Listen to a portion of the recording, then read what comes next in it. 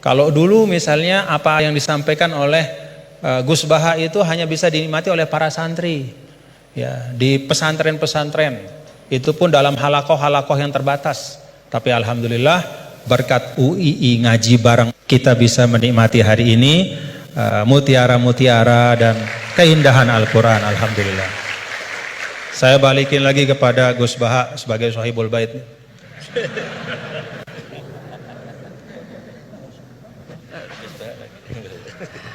Bismillahirrahmanirrahim. Meneruskan konstruksi ayat ya. Misalnya begini, Anda jangan langsung menyalahkan Nabi Adam. Saya ini sering kampanye untuk membela Nabi Adam, karena banyak kiai yang cerita Nabi Adam itu salah melulu. Nanti kan kita di surga kan nggak perlu ngajukan kredit,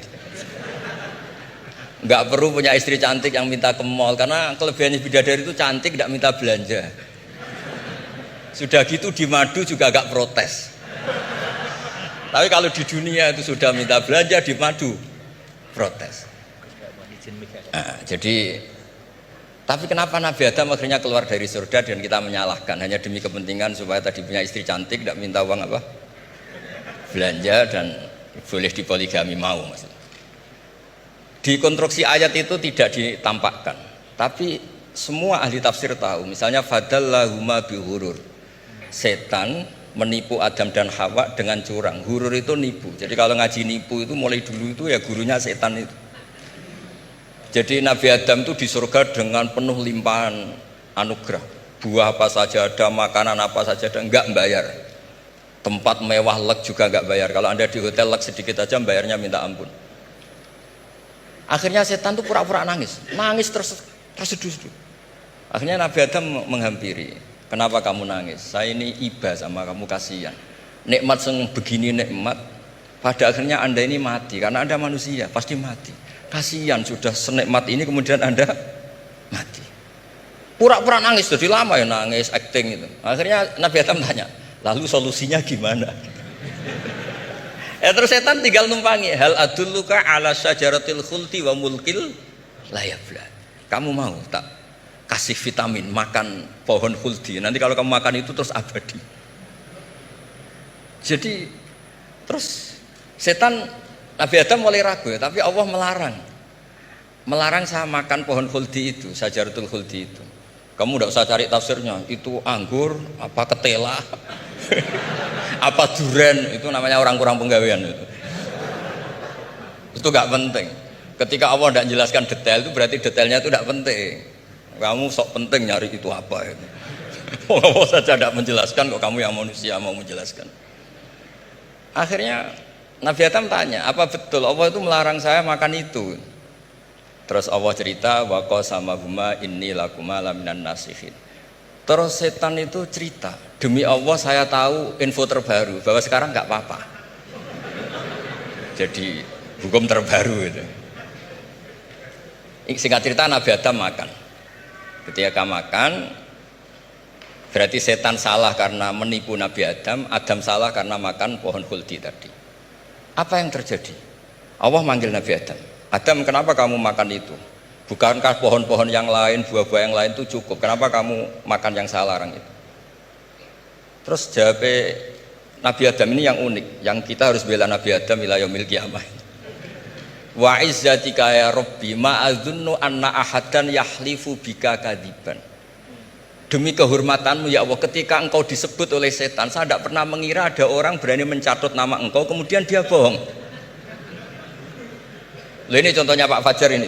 Sama temannya yang paling sering bohong itu dia nggak percaya, tapi meskipun sering bohong kalau dipanggil Pak Rektor, ngecek ulang apa enggak? Kalau kalimatnya dipanggil Pak Rektor, pasti gak ngecek ulang. Meskipun teman yang sering bohong pasti langsung nyari Pak Rektor. Saya misalnya sebagai murid Mbah Maimun punya teman yang sering bohong sekalipun, terus bilang Gus dipanggil Mbah Maimun, pastilah langsung ke sana. Karena disebut nama itu orang sudah ada berpikir jelimet. Ketika engkau disebut ya Allah, saya tidak pernah ngira ada orang mencatat nama engkau kemudian dia bohong. Sehingga Allah itu haru sama Nabi Adam. Makanya Nabi Adam itu diusir. Ini meneruskan ayat yang dibaca Mas Masjid tadi. Diusir tapi disangoni. Dam, secara prosedur hukum kamu harus saya usir karena kamu melanggar. Tapi tak sangoni, lucu kan? Tak sangoni. Kamu baca ini ya. jadi unik. Makanya ayatnya fatalaqqa Adamu mir Rabbi. Bukan kreasinya Nabi Adam. Kalimat itu bukan kreasi Nabi Adam, tapi hadiah sama Allah. Ini kamu secara laturan tak usir, tapi tak sangoni, ini dibaca nanti. Tapi Nabi Iblis tidak disangoni. Karena memang dia penipu betul. Sudah gitu akting pura-pura nangis, pura-pura ini itu. Jadi benar-benar penipu ulung. Makanya sekarang pun kalau penipu itu memang harus sopan, harus nangis. Itu cara untuk karena sanatnya penipuan memang begitu, sanat awalnya memang begitu. Pura-pura nangis terus pura-pura itu. Jadi itu memang cara paling efektif untuk apa? Nipu. Ada sanatnya. Nah, lalu kenapa ada hadis mangqala la ilaha illallah dakhalal jannah? Ini terakhir terus nanti Mas Masdi ngendikan terus doai sekalian. Perintah sohibul bait, bukan permintaan, perintah. Perintah itu bukan berarti tidak sopan. Memang bahasa Indonesia itu gitu. Permohonan itu mesti diabaikan. Kalau perintah itu agak tegas. Bukan masalah. Jadi begini. Saya ulang lagi konstruksi ya, konstruksi ayat fadallahuma bihurur. Kenapa mangqala la ilaha illallah dakhalal jannah? Itu unik. Kalau kita baca hadis, ada orang itu pendosa, salahnya sudah minta ampun. Sama Allah dipanggil. Ini hadis musnad, riwayat Musnad Ahmad dan banyak riwayat yang lain. Dipanggil, "Fulan, kamu ke sini. Kamu lihat itu apa?" "Bok, Gusti." "Berapa?" 99. Per bok itu maddul basor. Sepanjang mata melihat itu isinya dokumen kesalahan dia. Jadi nggak kayak yang di pengadilan itu hanya beberapa tumpuk. Itu sepanjang dia lihat itu kesalahannya dia. Sepanjang dia melihat. Sudah gitu jumlahnya 99. Sehingga dia putus asa, dia akan masuk surga.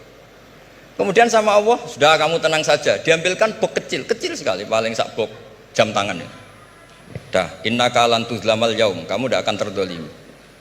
Kenapa Gusti? Ini kamu punya kebaikan ini kecil sekali. Ya apa efeknya Gusti? Kan nggak ngefek kesalahan seperti itu. Kemudian bandingannya hanya kebaikan sekecil itu. Udah kamu tenang aja. Setelah ditimbang box 99 yang jumlahnya maddul basor kira-kira 3 kilo sama satu wadah jam kecil, ternyata setelah ditimbang itu menangin 1 jam kecil karena isinya la ilaha illallah. Malaikat itu gak berani. Kamu berani, ada namaku kemudian kamu abaikan. Saya dipanggil 1000 mahasiswa UII sama satu Pak Rektor, Pak Fajar. Kemana arahnya? Ke satu rektor apa ke 1000 mahasiswa yang manggil? Pak Rektor, kan ini urusan nasib. Nah ini cerita. Malaikat yang nimbang Pak Warsono itu diprovokasi sama malaikat yang lain. Kamu berani nggak mempertimbangkan kata Allah di situ? Wah ya tidak berani. Nah, itu disebut fala yaskulu ma'asmillahi ta'ala syai'un, dibandingkan asma Allah itu tidak ada yang bisa ngungguli. Nah, di sini terus para torekot, para apa konwiridan Allah. Tapi karena kita ini sekarang sudah tidak ngaji malah tanya, gunanya apa sih muni Allah?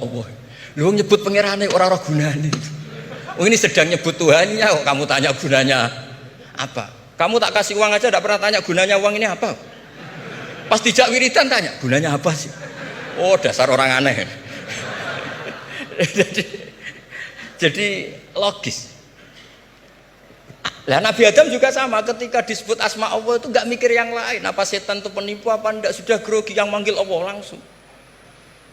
Nah makanya saya mohon, kenapa kita memahami mangkana akhiru kalamihi Allah la ilaha illallah dakhalal jannah, karena dengan itu malaikat nggak berani macam-macam.